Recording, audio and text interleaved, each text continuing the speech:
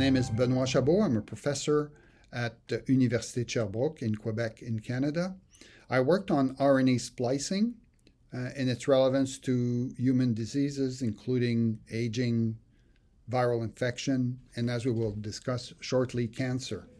I appreciate the opportunity to talk to you a little bit about our recent publication in Oncotarget that deals with click kinase.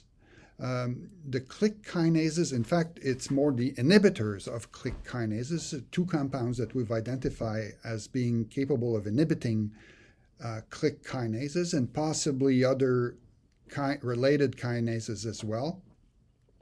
And the click kinase have been targeted in cancer in recent years, and several types of inhibitors have been described that have the potential to stop cell proliferation in different cancer systems like colorectal cancer, breast cancer, and in animal models of human cancer. And so that's a very good observation. To block cell proliferation, cancer cell proliferation is welcome. But if we could identify molecules that could block in addition to proliferation, can also block metastasis, that would be quite welcome, because we recognize that people who suffer from aggressive form of cancer die from metastasis. So the first hint that we got that our compound could be useful to prevent metastasis was a chemogenomic screen that was performed in collaboration with the lab of Mike Tyers at Université de Montréal with Jasmin and Caroline.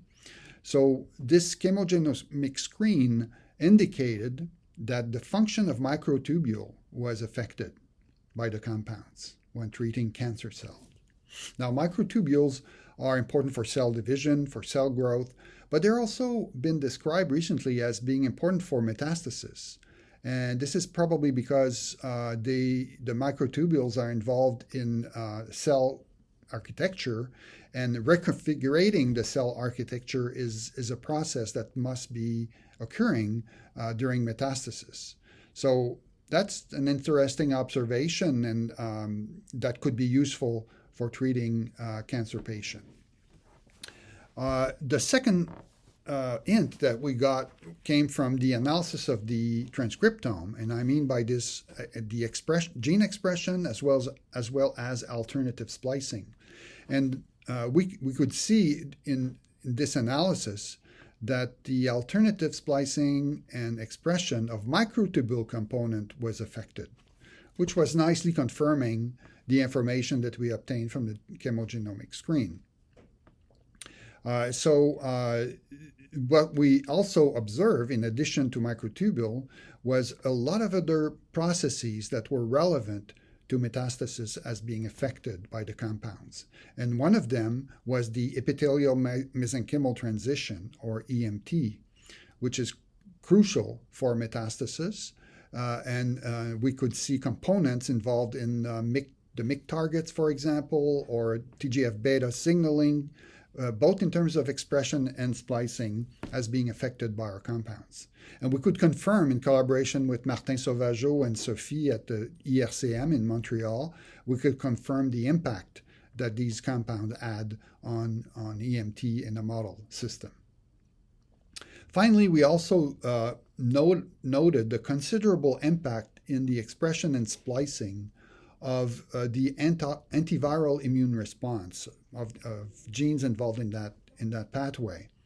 This pathway is normally activated by viruses because the virus will produce a lot of double-stranded RNA, which is unusual in the cell, and this triggers a response that leads to apoptosis and immune transcriptional response.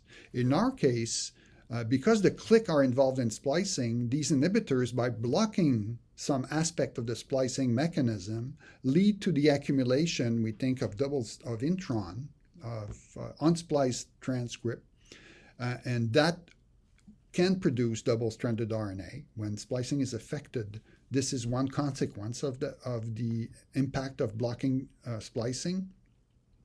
And this leads to double-stranded RNA that trigger that response. And we've confirmed this by showing the importance of this by showing that if we inactivate a sensor of the double-stranded RNA, this reduces considerably the cytotoxicity of one of our compounds.